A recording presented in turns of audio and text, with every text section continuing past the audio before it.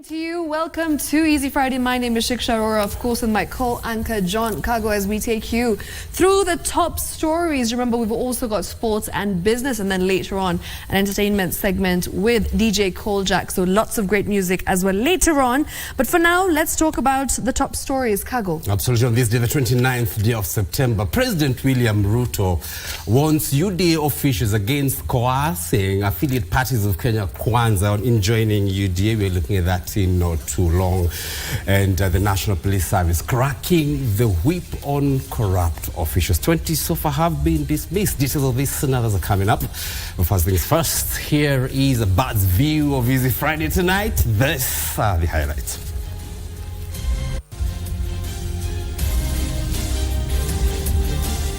Kuna wale tulishirikiana na wao katika uchaguzi huu kama Kenya Kwanza. Tunahitaji idhini yenu, tuzungumze na wao, tukubaliane vile tutaenda mbele. Party politics. United Democratic Alliance Party holds its first National Governing Council meeting, says affiliate parties will not be forced to fold up. And let it be the moment of truth to take the service back to factory settings. Factory settings is what you are meant to be and how you are supposed to work. Turning the tables. Head of Public Service Felix Koskei says it will not be business as usual as he meets with senior police officers in a bid to tackle graft within the police service. And it's the end of the road. Police raid Mihiriga Kenda Religious Organization headquarters, order its closure amid queries on its teachings.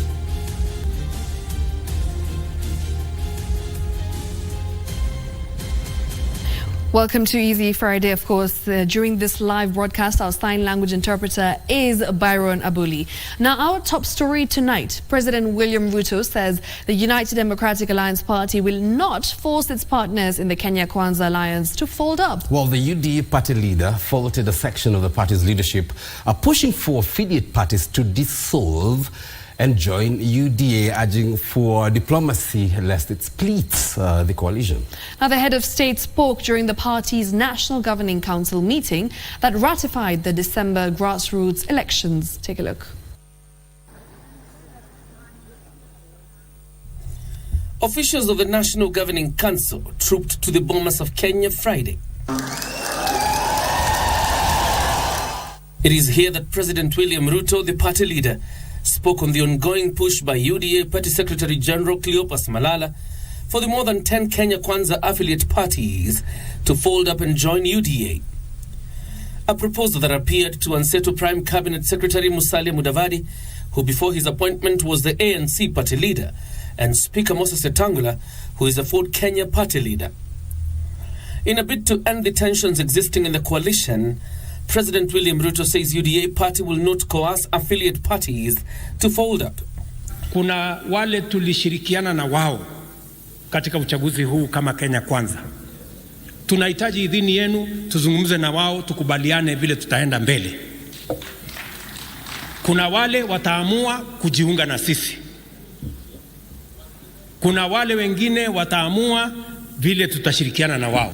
The UDA party leader chiding Malala and proponents, urging them to use diplomacy. Hatuwezi kuwa madikteta tuwaambie lazima mfanye hivi, hapana. Na nimesikia watu wengine wetu hapa wanasema lazima wafanye hii, lazima hapana. Lazima hapana. Unasema tu ni vizuri. Ni vizuri kama wangeungana na sisi, si ndio? Lakini hatuwezi kusema lazima. Lakini tunataka idhini yenu, tuzungumze na wao ili tuwashawishi wale watakuja kuungana na sisi, waje tuungane, tuwe ni chama kikubwa cha kitaifa pamoja. Sindio? Wale wengine ambao wako na maneno tutaona vile tutashirikiana na wao. President Ruto further dismissed calls within the party to postpone grassroots elections scheduled for December, saying such a move would break the party. This is the time. Hatuwezi kufanya uchaguzi ya chama kama uchaguzi inakaribia ile ya national, sita tukoroga. Sasa heri saa hii kama kinaumana kiumane saa hii ndio tujue vile ya kujipanga. In your leadership, these are the true shareholders of your leadership, and they must occupy the rightful place in that leadership because they believed in you. They believed in your policies. They believed in your ability to steer this country to the next level. And I'm very happy that the president has insisted that on the 5 pillars that we have had, we will push it towards the next election and for posterity. What we're doing here is strengthening our party structures and making sure that even as we go to join other people in the future, we have our strong party, and that we will not be wondering whether people should come and join us or we should go and join them. I don't think there has been any party that has a national outlook that has actually converged after election. Most of the time you just do the elections and you disappear from the limelight for 5 years, and when it's the election time you come back again, and that's why we've had a lot of deaths of parties. The party, with a membership number of 7.2 million, resolved to popularize the party countrywide, establish resilient party structures, and support county assemblies to be financially autonomous. The conclusion of a National Governing Council meeting by the UDA party paves way for grassroots elections to be held in December, in which President William Ruto insists cannot be postponed, as it will not only pick the new leadership of the party, but will also avert cracks and fallout months before the elections. John Jacob Curio, Easy Friday. Now, in other news, the National Police Service Commission is seized of 47 cases of corruption against police officers. Now, over 20 of them have since been dismissed, while others have been demoted. This is in a bid to raid the service of rogue officers. This was revealed during a consultative meeting held between senior police officials led by the Inspector General of Police, Japhet Kome, and the Head of Public Service, Felix Koskei. Now, during that particular meeting, Koskei called on the Inspector General to develop laws that will stamp out graft among the uniformed officers. Our reporter, Abdiaziz Hashim, has details of the meeting. In a span of 7 months, the head of public service, Felix Koskei, has met with high-ranking government officials in a bid to deal with the ghost of corruption that has continued to haunt the public service. And today, Koskei held a consultative meeting with senior police officers across the country on ways to mitigate the vice in the security sector, in the wake of a report by the Ethics and Anti-Corruption Commission, EACC, that painted the NPS as the most corrupt institution. Make this meeting to be the turning point for the service, and let it be the moment of truth to take the service back to factory settings. Factory settings is what you are meant to be and how you are supposed to work. Koskei singled out departments within the force notorious for reaping where they did not sow. We want to see action. We don't want to see again this bribery along the roadblocks, nor these policemen in pikipikis getting money from people. Inafika wakati tunasema enough, na mumesikia, enough is enough. Remember, I told you I'm not here to point fingers, but on the problem. Regional Commander UP, County Police Commander UP, amekuja kwa ofisi ya IG, unaletea kitu. Tafadhali usiniletee, sina haja mimi. Koskei urged the Inspector General of Police, Japhet Kome, to develop strategies to guide the operations of the men and women in blue that will address ways of dealing with the graft. The development of action plans for elimination of corruption in your formations. The action plans should be consolidated into the National Police Service Corruption Prevention Plan. This as the National Police Service Commission Chairperson, Elid Kinuthia, revealed 27 officers have been dismissed from the force while 4 others have been demoted over graft-related charges. The IG further cited there was a special unit of the police officers who thwarted an attempted terror attack in the capital. A number of terrorist attempts. AIG Bungei will tell you, somewhere along, is it? Downtown. Yes, effort of officers were able to recover explosives. Meanwhile, the national government maintains that it will deploy 1,000 police officers to Haiti to aid in dealing with a gang that is behind political instability in the nation. The head of public service, Felix Koskei, and the Inspector General of Police, Jafet Kome, have affirmed that the officers are ready to lead the multinational force in Haiti, despite growing calls to forego the mission and redeploy these officers to insecurity-prone areas in the country. Proudly announce to the world that Kenya will lead the humanitarian mission in Haiti, where National Police Service officers will serve as the face of the humanitarian mission. Nationally, we celebrate you. Yes, we are going to Haiti. We shall lead that mission. We have never failed. Even there, we are going to succeed. We are going to succeed. This comes as the Presidential Task Force on Police Reforms and Catering for Their Welfare, led by none other than the former Chief Justice David Maraga, is expected to table a report before President William Ruto before it's revealed to the citizenry. Abdiaziz Hashim from the Kenya School of Government, Easy Friday. Now, Azimio la Umoja One Kenya coalition leader Raila Odinga is calling for transparency and public participation in management and disposal of public assets. Well, Odinga, who was in Mombasa County for a meeting with Azimio allied governors from the region, waded into the debate on privatization of Mombasa Port, calling for a public discourse on that particular matter. This comes as President William Ruto, attending the National Governing Council meeting in Nairobi, dismissed claims of plans by the government to privatize the port of Mombasa. In recent weeks, debate has been rife over alleged plans by the government to privatize the port of Mombasa. And on Friday, Azimio la Umoja One Kenya coalition leader Raila Odinga joined the debate criticizing the government for its plans to privatize the port. Azimio la Umoja One Kenya coalition does not support the planned privatization or concessioning of the port, and we shall resist it until the issues Kenyans have raised are openly and adequately addressed.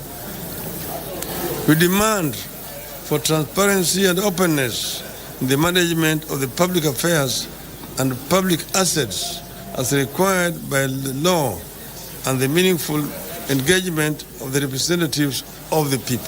And on the ongoing national dialogue between the opposition and government, Odinga hailed the talks, saying they are looking forward to fixing the major problems facing Kenyans. We want the talks to be people-centered, focused, and that there must be a show of commitment by all parties.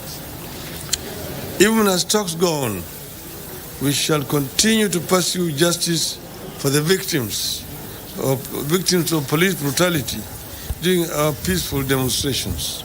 Odinga also called on the national government to discharge funds allocated to the county government in time to enhance efficiency in service delivery. There is need to amend the County Governments Act to have money allocated for the counties released on time to stop the current bureaucratic requirements where governors and officials from counties travel to Nairobi in the name of pushing for approval of their requisitions. Odinga was speaking during a meeting with Azimio allied government where the leaders took stock of the devolution journey in the last 1 year. For Easy Friday, I'm Abdulaziz Abeid. And still in politics, Kitui Senator Enoch Wambua has been ranked the best performing senator by a survey conducted by a pollster calling itself Polytrack Africa, scoring 73.2%. Well, Deputy Senate Speaker, who is also the Meru Senator, is ranked second with 71.1% in the survey conducted between 14th to the 31st of August across the 47 counties. Westlands Member of Parliament Tim Wanyonyi was ranked the first in the National Assembly category with 82.6%, with Kiharu legislator Dindi Nyoro coming in second with 78.6%. According to the Polytrack Africa, the survey was conducted through telephone calls, and those polled were asked to rate their legislators and senators on a scale of 1 to 10. The questions ranging from a number of flagship projects initiated by the legislators in the fields of health, water, education and road network, among others, and their participation in the legislative process. The approval rating is not is issued by the constituents of that particular constituency. I've told you the approval rating is from a level of 1 to 10. That is how they issue their, from 1 to 10, where do you rate your member of parliament in matters of performance? So with the polls placing Kitui Senator Enoch Wambua top among senators with 73.2%, while Meru Senator Kathuri Murungi, who is also the Deputy Speaker, ranking second. Giving him the top slot among the senators in the year 2023, according to this study carried out by Polytrack Africa. In the National Assembly, Westlands Member of Parliament Timothy Wanyonyi was ranked the best performer with 82.6%, with Kiharu Member of Parliament Ndindi Nyoro coming in second with 78.6%. Making him the top-rated Member of Parliament from the residents of Westlands constituency. Also infrastructural development of learning institutions within Westlands constituency. Polytrack Africa says it has sampled 21,169 respondents in the survey from all the 210 constituencies and 47 counties or registered voters.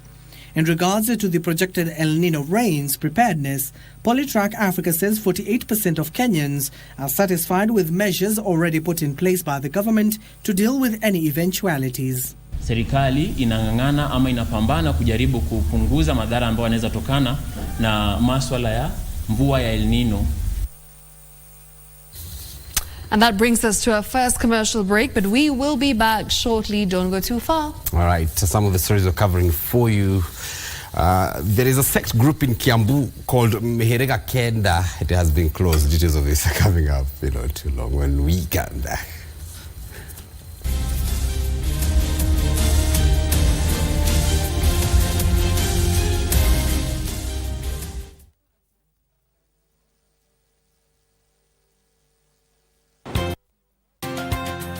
The National Construction Authority, NCA, is the legal body mandated to regulate the construction industry and coordinate its development. The authority, in partnership with KBC Channel 1, invites you for an accreditation drive and safety sensitization exercise under the theme Usalama kwa Ujenzi on Tuesday, 3rd October, 10th Street, Eastleigh.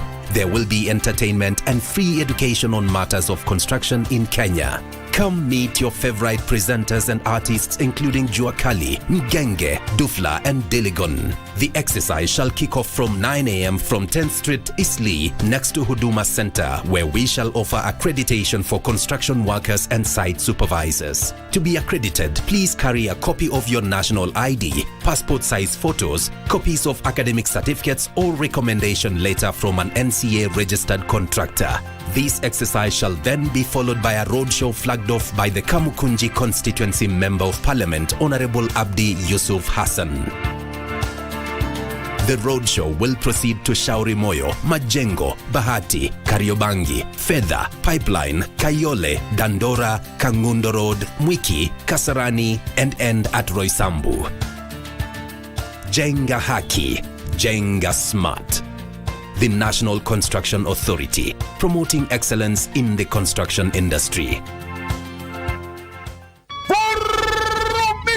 Na Lucky Game ikiwa ni ngurumo ya pikipiki sasa inaelekea mitaani. Kwa mshindi wetu wa leo wa pikipiki ni Joseph Kamau. Delivery tutaifanya. Simefika Ruiru nami yako. Ogio. Kifungu ndio hiyo yako.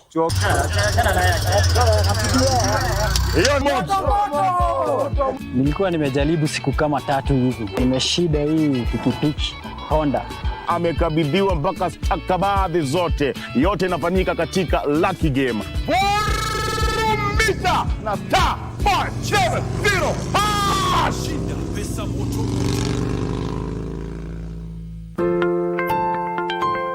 Blow the whistle.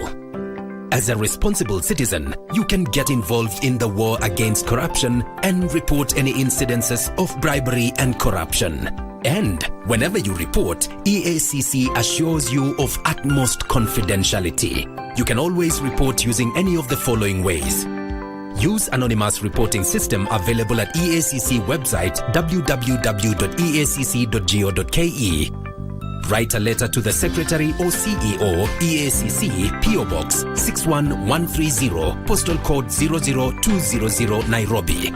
Make a call to 0729 888 881 or 882 or 883 or hotline number 020-271-7468 or fax 020-271-9757. You can likewise send an email to report@integrity.go.ke or reach us through our social media handles facebook.com/EACC or twitter.com/EACC.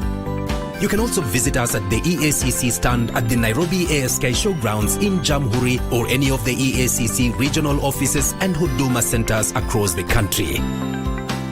EACC, tuangamize ufisadi, tuijenge Kenya. This week on What's in Your Kitchen, Chef Dennis makes for us mutton rogan josh. Santi. I've got all my ingredients for the mutton rogan josh, courtesy of our guest cook, Dennis. Aya.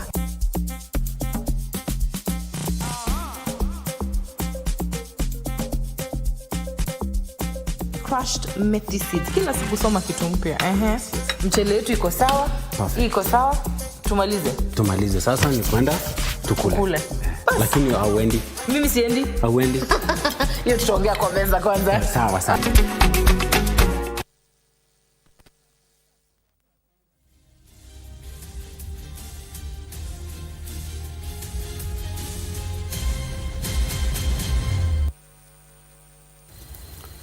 Welcome back to Easy Friday. Remember, if you would like to interact with us, the hashtag is Easy Friday. Talk to us on social media at Shiksha Arora, at KBC Channel 1, and at Kago _, at John_Kago _M. Absolutely. Let's carry on. And you insisted I start this particular part. Yes. All right. Now, operations of the Mihirika Keda sect group in Kiambu County have been shut down indefinitely following a crackdown by police. The group were ordered to cease operations for allegedly operating without a license amid claims that they were promoting female circumcision among other unorthodox practices. Well, the group's leadership has, however, refuted those allegations, saying that all its operations are within the law. Friday in Kiambu County. Police officers swung into action, raiding the sect headquarters located at Gadangari village in Githunguri. It is said that the sect has been encouraging its members to engage in outlawed activities such as female circumcision. In the recent incident, a member of the group is said to have killed his mother before taking his own life. Tumepata ile license inatumika hapa ili expire 2020 ambayo yuko hapa hivi. Kulingana na vile tunaangalia haya maneno itapiti kwanza mambo yote ambayo yalikuwa yanatendeka hapa yakome kuanzia leo. The sect will not be allowed to operate pending an investigation into their operations.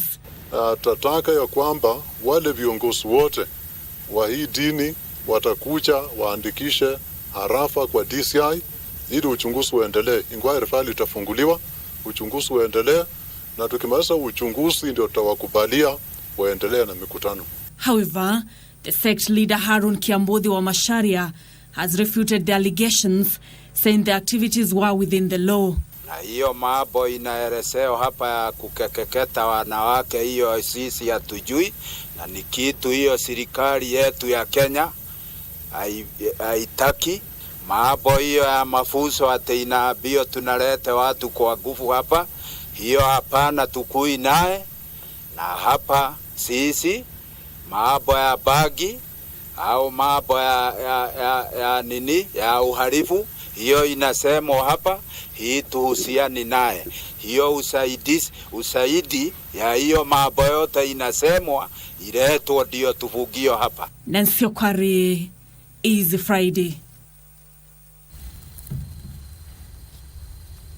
All right, now cross-border communities between Kenya and Ethiopia will now enjoy regional integration and enhanced movement of goods and services. Well, this comes after the Intergovernmental Authority on Development, that's IGAD, in partnership with the governments of Kenya and Ethiopia, inaugurated the IGAD Cross-Border Development Facilitation Office at the Moyale One-Stop Border to enhance the coordinated approach of the authority's interventions in the area. While lauding the move, local communities drawn from the two neighboring countries called for more interventions to ease trade and do away with cross-border community conflicts once and for all. Over 2 years of planning, meetings and consultations championed by the Intergovernmental Authority on Development has led to the inauguration of this cross-border development facilitation office at the Moyale One-Stop Border Post in Marsabit County. This office seeks to, among other things, facilitate cross-border cooperation among local government, institutions and communities in their respective clusters to foster cooperation around a common programming agenda, delivering social services to host communities, refugees and migrants. The leaders has recognized the importance of working together, especially in border areas like Moyale. One country cannot resolve, the issues that happened in the border, in the other side of the border. Marsabit Governor Mahmoud Muhammad Ali calling on the communities residing on both sides of the border to use this office as an economic tool for shared mutual development, even as he pushed for the initiatives that target development of migrant communities in the region. This office presents to redouble our efforts to build a two-nation, one people identity, a Kenya-Ethiopia corridor of Moyale people. Sentiments echoed by the representatives of the foreign affairs ministries from both Kenya and Ethiopia, who committed to jointly enhance the capabilities of this office for the mutual benefit of both Kenyans and Ethiopians moving across the border for business and other matters. It will serve as a platform for cultural exchange, promoting understanding, tolerance, and appreciation of diverse cultures and traditions. We attach great importance to improving the livelihood of communities inhabiting in remote border areas as they often lack basic infrastructure and services. For the local communities have lauded the move, they say more needs to be done. Kuna pikipiki yetu akivuka huko na shikwa. Gari kidogo akienda huko na shikwa. Pikipiki yetu ya watoto wetu na shikwa huko na gari inabaki huko. IGAD also launched its Regional Migration Fund infrastructure project activities, as well as the cross-border community-based migration network, pledging to replicate such initiatives across the Horn of Africa region and other member states to foster peace, cohesion and economic development. With the cross-border IGAD Immigration Facilitation Office now open, border communities between Kenya and Ethiopia are being called upon to take advantage of this opportunity to accelerate economic development between the respective neighboring countries. Yusufa reporting for Easy Friday from the Moyale Cross-Border Post, Marsabit County.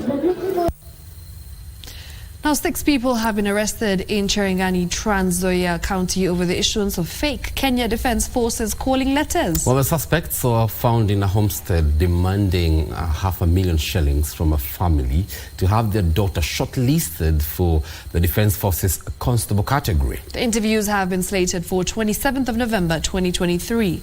Well, this comes as shortlisted candidates for cadet and tradesmen continue receiving feedback following the official announcement publicized on the official website on the 17th of September.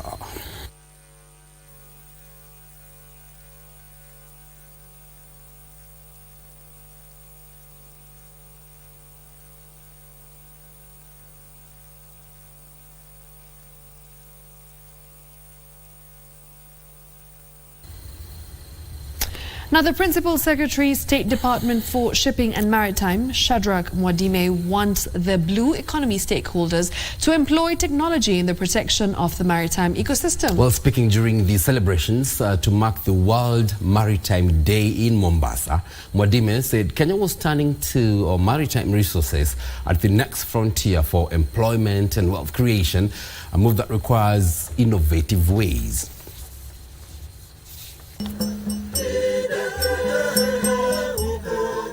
This year sees the 50th anniversary of the Marpol Treaty signed in 1973 by international maritime organizations by 175 member states with the primary goal of preventing pollution of the marine environment by sea vessels. The number of oil spills fell by over 90% over the last 50 years due to this and other targeted interventions by the IMO.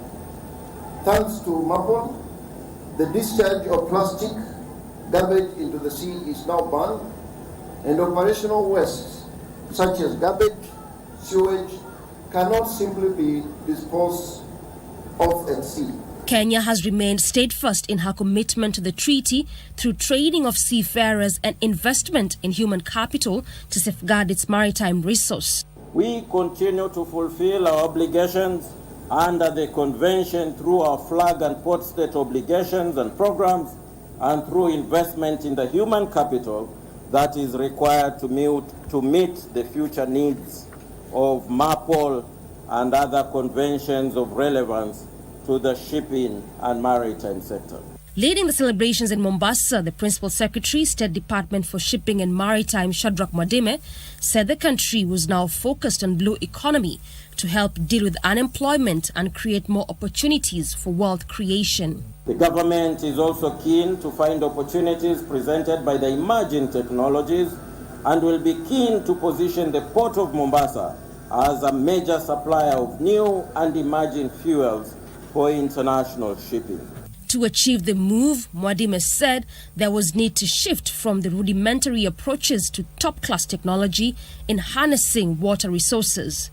The emphasis was on safety, security, and environmental sustainability in maritime activities for a sustainable development. Doreen Arange for Easy Friday. Now, the diversity among African communities hold the key to unlocking local solutions to emerging health challenges on the continent. Well, this is according to the Deputy Director General of the Africa Center for Disease Control, Dr. Ahmed Ogwell Ouma. Ouma says there is need for Africa to explore ways of disease prevention to handle the multiple disease threats affecting populations in the continent. The Deputy Director General of Africa CDC, based at the African Union Commission, Dr. Ahmed Ogwell Ouma, says that health harm reduction is a more viable way of ensuring a healthy and productive continent whose resources continue to be limited. Reducing the risks to ill health is really the best way for Africa to handle the multiple disease threats that our citizens continue to face.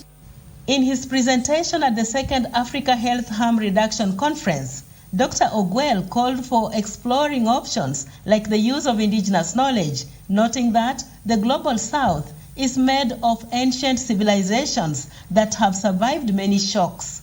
Our communities, spread across the different countries, have been handling issues of water, of food security, and the environment for hundreds of years, using local knowledge, experience, and expertise.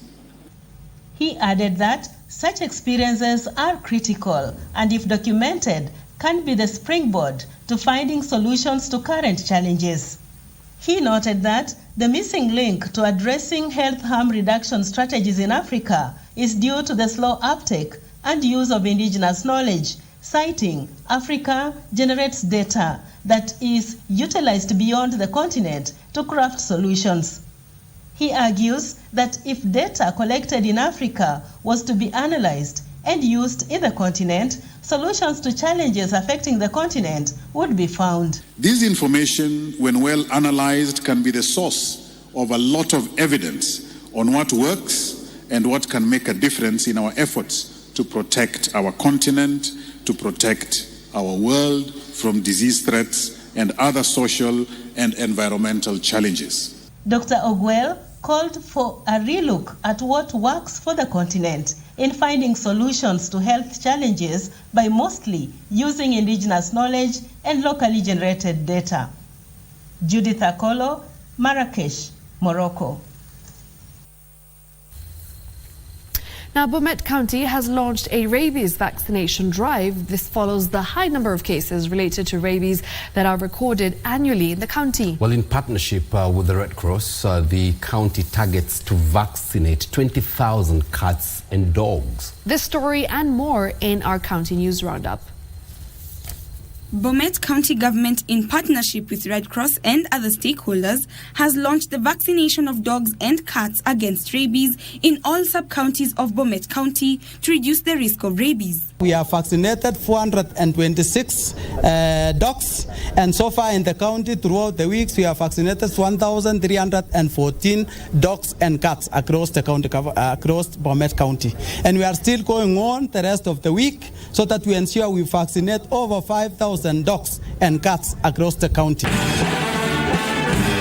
Elsewhere in Kakamega County, the Commissioner of the Judicial Service Commission, Evelyn Olwande, and Isaac Ruto emphasized the need to recruit more personnel within the department to efficiently serve the citizens following the recent shortage of judges in the country. So it is something we are currently championing, and of course ultimately it also reduces backlog, because if you can have some of the cases, especially the not so serious cases that can be resolved in that manner, removed from the formal court system to be resolved in that manner, then of course backlog would come down.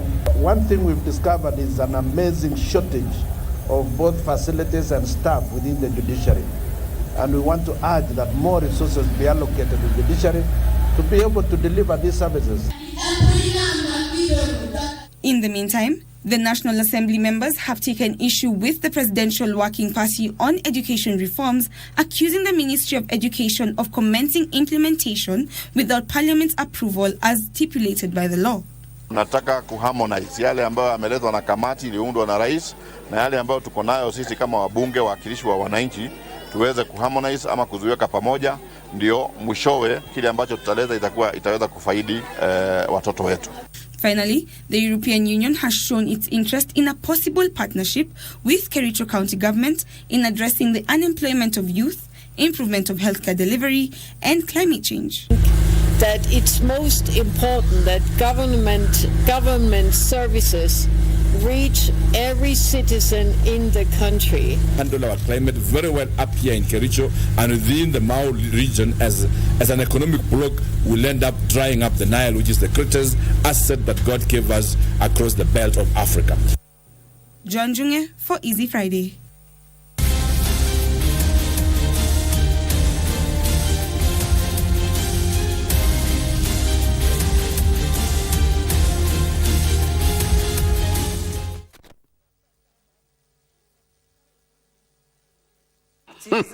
Tuache kudanganyana hapa, mali safi, mali mbichi, kijani kibichi. Tuko Lucky Game, tunashibishana. Dial *570# chagua sanduku ya Lucky Game, utapata sanduku 7 zinakungoja mahali pale. Chagua yako, mali kibao. Tuko na viti, tuko na vifriji hapa, tuko na TV, tuko na microwave, na pia tuko na chapa. All happening for *570#.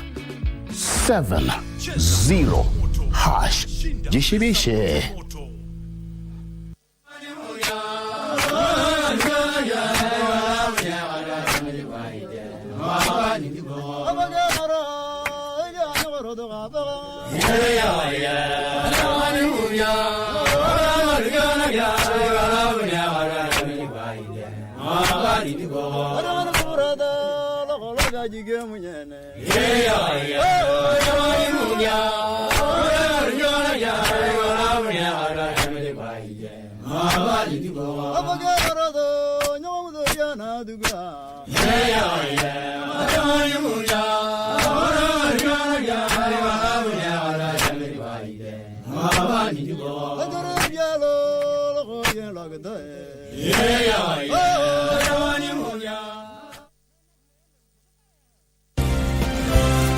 The reason for Isabel wanting to separate from Anibal. I want you to get out of my clinic. How much longer? Until when will I have to fight the memory of that harlot? Until when? I want to know what you're doing locked in a storeroom with my brother. Tell me. Isabel, tell me what you were doing. Do you want for them to rip each other's eyes out? Do you want them to kill each other? Mother is using that private information about me to force me to finally sign the contract for the sawmill.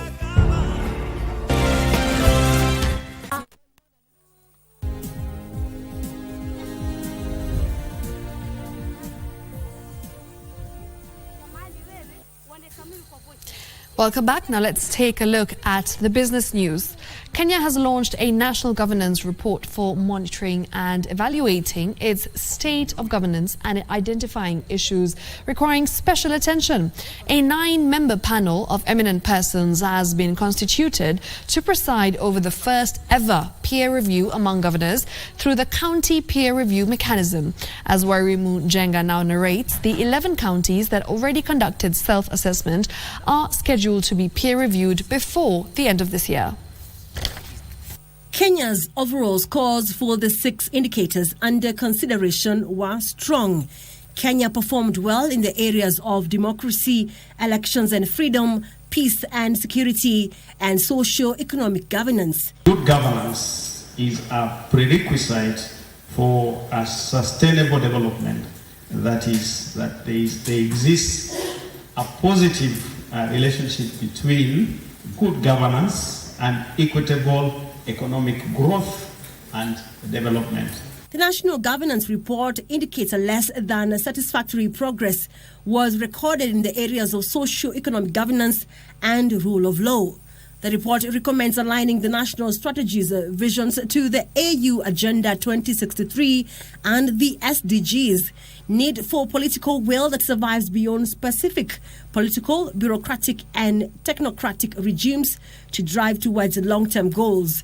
The national governance reporting and the CPRM will be critical enablers of the bottom-up economic transformation agenda. During the launch, a 9-member panel of eminent persons was unveiled to preside over the first ever peer reviews among counties.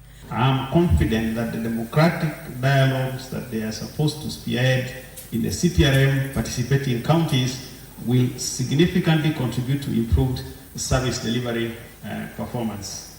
So far, 11 counties, among them Busia, Siaya, Vihiga, Bungoma, Makueni and Nyeri, have already conducted the self-assessments. Warimu Jenga for Easy Friday. In other news, learners should explore opportunities in the cybersecurity space to safeguard the country's cyberspace. Communications Authority of Kenya Chair Mary Mungai, while at the launch of the Kenya Methodist University Business School, said the country was increasingly facing cyber attacks, posing the need for a new workforce from the country's tertiary institutions. Future belongs to the technology innovators. Cybersecurity is one of the fields that is emerging and demands a lot of workforce. We are involved in millions of cyber attacks, and this poses a huge opportunity for young people to venture into this sector and be part of the solution. As you do your PhDs, you do your masters, I'm encouraging you to go to ICT. So it is a pressure that we have started the business school, or we have rebranded. So we want to train our students to also be quite good in that. As we envision the future of the business school, we see it as a hub of intellectual pursuits, a platform that fosters creativity and critical thinking, and a center for collaborative learning. Oh, that is it. Wow, thank you very much. Now, the government is reviewing taxation for export processing zones and special economic zones to attract more investments. Investments Principal Secretary Abubakar Hassan says the amendments target to extend tax breaks to export processing zones and special economic zones to attract additional foreign direct investments. The changes in the Income Tax Bill 2018 abolish tax holidays extended to firms in export processing zones and special economic zones. Removal of the tax breaks so firms pay corporate income tax at the rate of 10% in the first 10 years. The rate is expected to rise to 15% in the next 20 years, after which taxes on profit made by corporations will revert to the normal rate of 30%. And now, The government is reviewing the tax regime for special economic zones and reintroducing tax holidays to farms operating within such zones. Because we provide you with favorable and the most competitive tax regime in Africa, I believe so. The government plans to amend the employment laws to allow for alternative dispute resolutions in special economic zones. On foreign investment, that among foreign investors identified it as an investment barrier to investment. And what we have done in the Finance Act of 2023, we have reduced the foreign ownership barrier in the pension administrators sector. We have also reduced the ownership requirement, local ownership requirement in the ICT sector, and now we are working on the the engineering sector and the insurance sector, where there is a cap on foreign ownership. Benson Droba for Easy Friday. Meanwhile, the government is committed to making urban cities a center of economic development and a place where people can live in dignity. This will be achieved through public-private partnerships, with the government calling on the private sector to invest in sustainable, people-friendly urban projects where people can communicate and move freely. Landscape architecture plays an important role in shaping sustainable development and building a foundation of social sustainability. Speaking during the AAK Congress, Sweden's ambassador to Kenya, Caroline Vicini, said sustainable development brings solutions in a productive landscape. It's noted that without appropriate action, the cities will become the disaster hotspots of the future. So I therefore suggest that we consider this commitment of the Summit Declaration and reflect on how landscape architecture can be a part of the solution. The move seeks to strengthen the landscape architecture in relation to Agenda 2030 by the African Union by exploring new forms of collective problem-solving, borderless strategies, and possible networks of ideas and cooperation, while keeping the issues of climate change, social inequality, and biodiversity loss at the forefront. Representative of the CS of State Department for Public Works, Chief Architect Lawrence Mochama, emphasized the government's commitment in making the cities sustainable in line with the Africa Climate Summit discussions. We are committed to achieving a lot as far as cities and human settlements are concerned, so we can create inclusive, safe, resilient, and sustainable cities.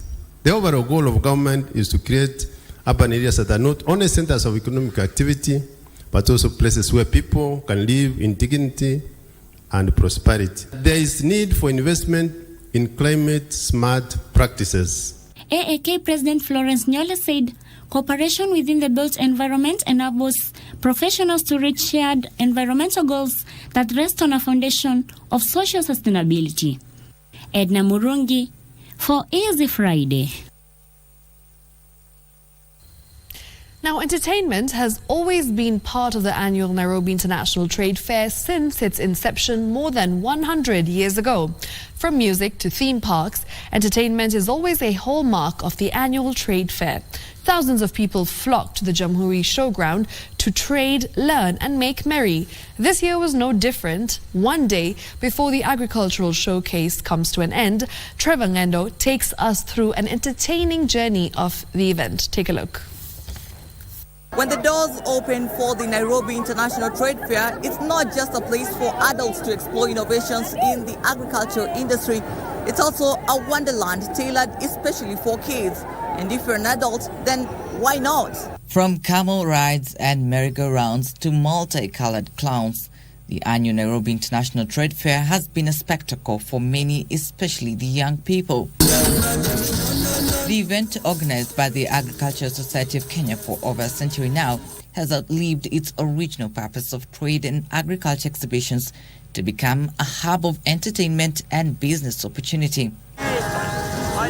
One of the first things that catch the eyes of young fairgoers is the carnival-like atmosphere, complete with thrilling rides and exciting games, from colorful carousels to heart-pounding roller coasters. The event has become a magnet for hawk-eyed business people, cashing on the week-long event to make a fortune.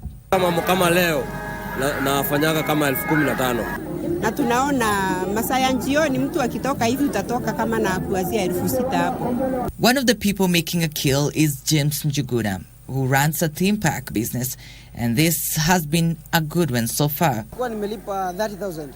Kwa siku nafaa kufika kitu 80,000 hapo. The Kenya Broadcasting Corporation stand has also seen an uptick in interest, with many thronging to the state broadcaster's stand to get a glimpse of broadcasting activities. With 2 days before curtains come down for the storied event, one thing remains certain. It has been a profitable week for many business people. Trevor Ngendo for Easy Friday.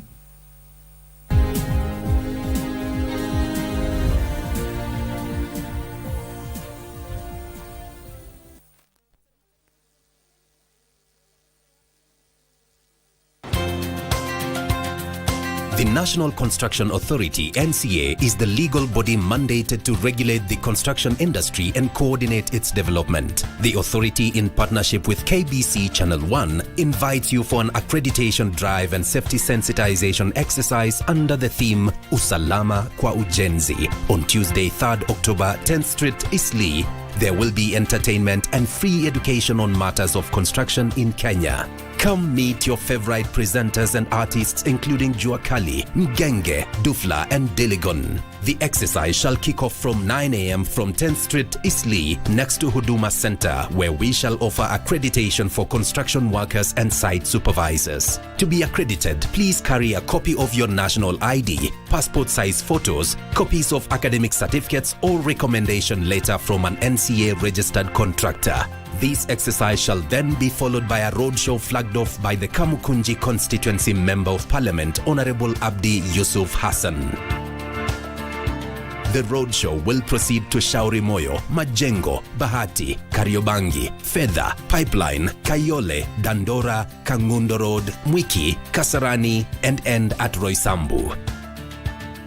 Jenga Haki, Jenga Smart. The National Construction Authority, promoting excellence in the construction industry. If you and the company are going to fire me today, then you should at least tell me on what grounds. What do you mean by I'm not up to standard? Hey, don't force me to do it! Move! Back off! I'll call them, I swear! Move! Get out! All right, enough! Hey, I dare you to hurt her! Come on! Where is she?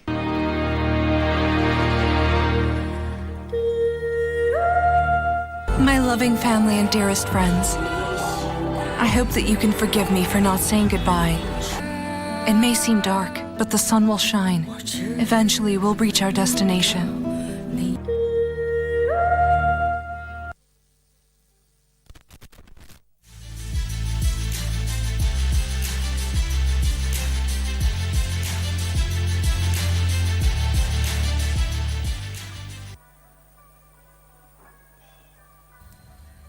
Yes, indeed, and thank you so much for joining us on Easy Friday Sports. I'm Bernard Okumu, and Cabinet Secretary for Information Communication Technology, Eliud Owalo, has challenged Shabana FC to register impressive performance in the return season to the FKF Premier League. Owalo hosted the team and awarded the club $500,000 ahead of their fifth round match against FC Leopards on Sunday. Eliud Owalo acknowledged the progress that the team has made, thus earning promotion to the top tier and currently sits 17th on the standings with 2 points from 4 games.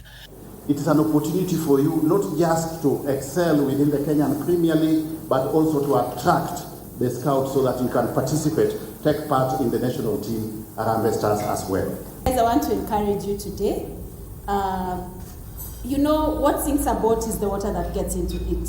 Don't allow negativity to get into you. Focus on the goals. Focus on what you guys are doing well, so that we get those goals and we just rise for the table. The CS donated 500,000 to the club, with 300,000 being shared among the playing unit, while 200,000 will go to the club's legend. We are going to host the next Africa Cup of Nations in this region as East Africa. I want to see a few Shabana players in their Harambee Stars team. Shabana will be seeking to register their first win of the season when they face AFC Leopards in Nairobi on Sunday. And we wish Shabana FC all the best as they face FC Leopards on Sunday in round 5 of their Kenya Premier League match. Moving on, the national under-23 women's basketball team won their first match following 21-9 victory over Austria in the ongoing FIBA 3-on-3 World Cup. Kenya is in Pool A alongside USA, China, Austria and the Netherlands in the World Championship that's set to culminate on October 1st in Lublin, Poland. Pop kicks it out. Schmidt, another long range. Madina Okot top scored with 11 points for Kenya to keep their hopes alive, while Barbara Diana added 5 points. Mary Lisa Omondi and Marianne Nyagaki contributed 4 points and 1 point apiece respectively to aid Kenya's 21-9 win over Austria. This time with the right. She can finish with both hands. Kenya lost 22-5 to Netherlands in the first match before losing 21-11 to China in their second match. Oh, Boruta crossed her off her list. The national women's team is currently ranked second in Africa in this category, and they are also silver medalists in Africa Beach Games. Both these teams haven't won. But Kenya looking to get that first W. Kenya is in Pool A alongside USA, China, Austria and Netherlands in the World Championship that is set to culminate on October 1st in Lublin, Poland. For Easy Friday, I'm King Orimongi. She again is deterred by the long arms of Okot, Aching And Elfin Evans won 2 of Friday's 3 gravel road tested to lead Hyundai rival Timo Suninen by a slender margin at Rally Chile on its return to the FIA World Rally Championship calendar for the first time since 2019. The South American fixture wasted no time in proving it had not lost one of its punishing power. Now, Esapeka Lapi found out the hard way as he dramatically rolled his Hyundai i20. And to volleyball now, where KCB women's volleyball team intensified its training ahead of the 2023 Kenya Volleyball Federation League playoffs scheduled October 2nd to 4th at the Kasarani Indoor Arena. The 2022 Africa Club champions will be attempting to capture the title that has eluded them for the past 15 years and came close to lifting it only to lose in the final to Kenya Pipeline.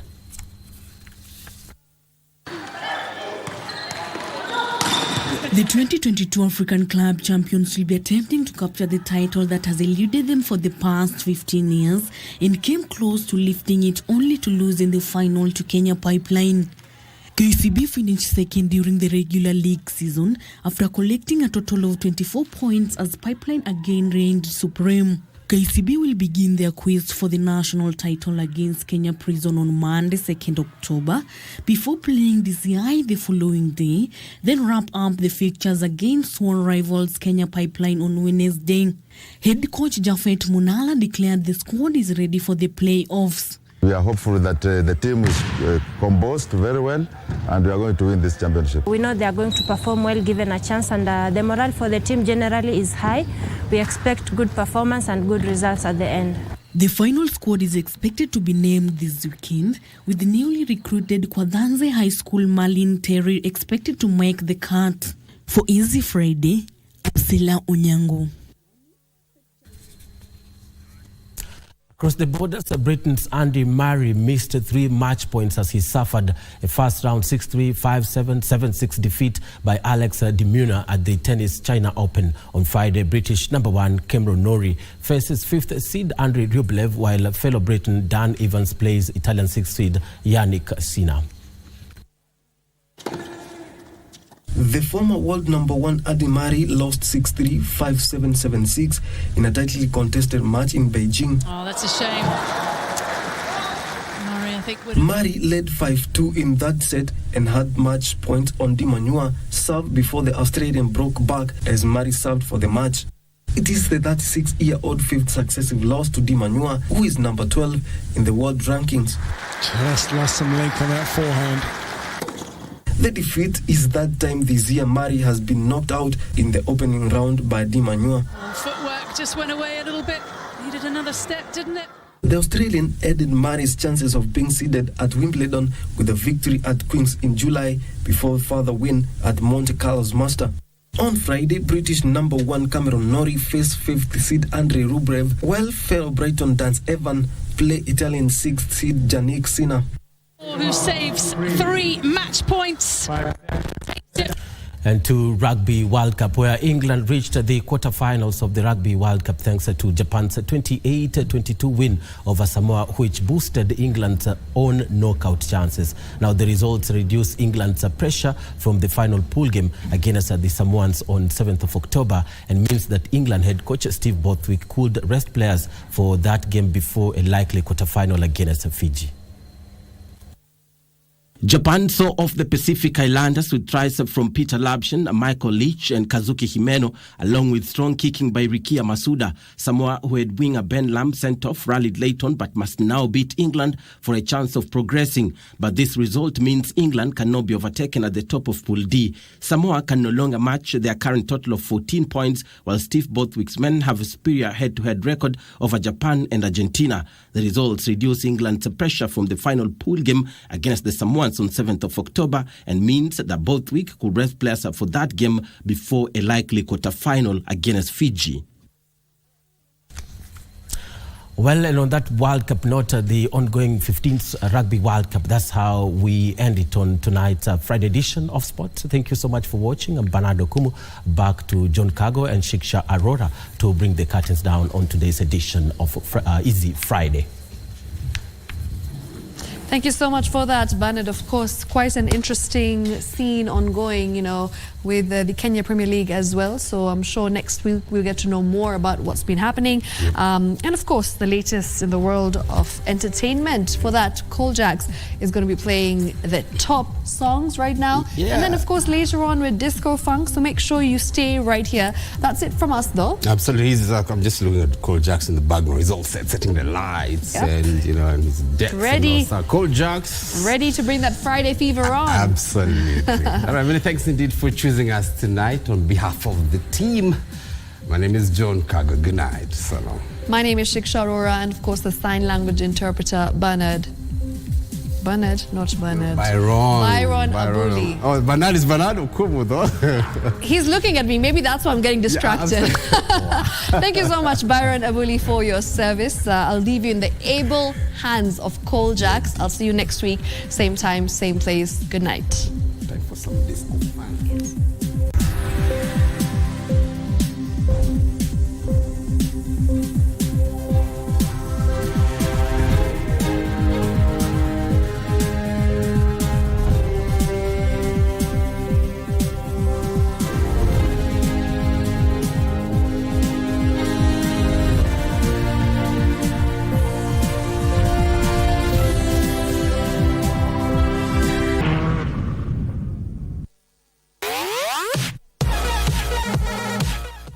These are the moments we live for every Friday as we catch up with the world of football.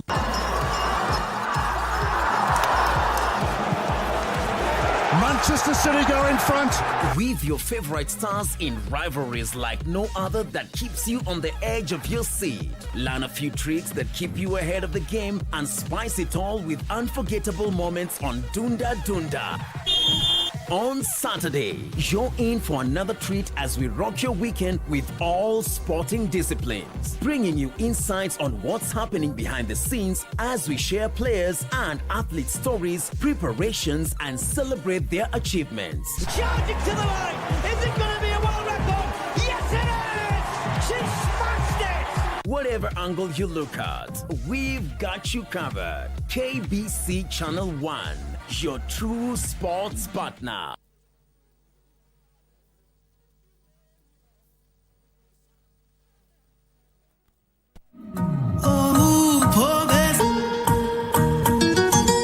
It's gotta be DJ Cole Jazz. Hottest in the game.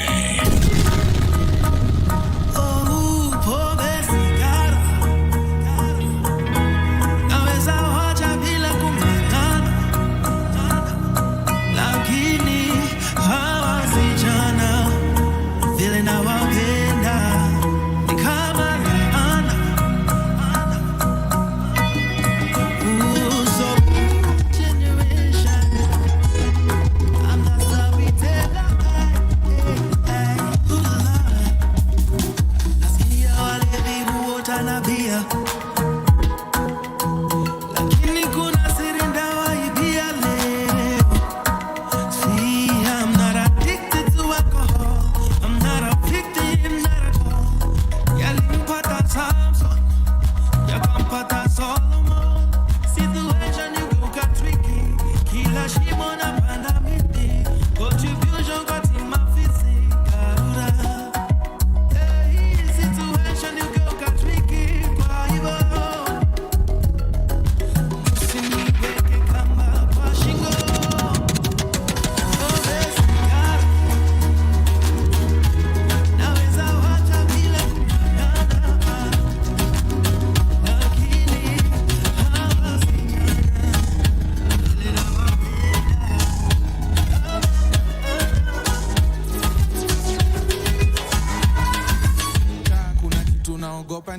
naandika jina God na small letters.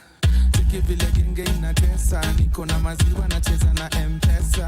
Spicy, cheki shingo iko icy, ni baraka ya Almighty. Maisha tiki kama Nike. Knock who's there mazera. Baby kauna come na dera. Dafu kauna twak kwa meza. Ukiuliza why na lenga. Mbona sijichochi mini fatela. Leo kitaka unaweza nita Mandela. Na ukidai twende kwa keja. Kinidai hivyo napenda. Napenda msupa mauru ngokoneza ngoa. Supodunga dera na mape usonga. Uko kani kitu akona kutoga kubonga. Cheza na hiyo kitu akiriva sinikanikia. Cheza na hiyo kitu sezi baya sezi pia. Chikia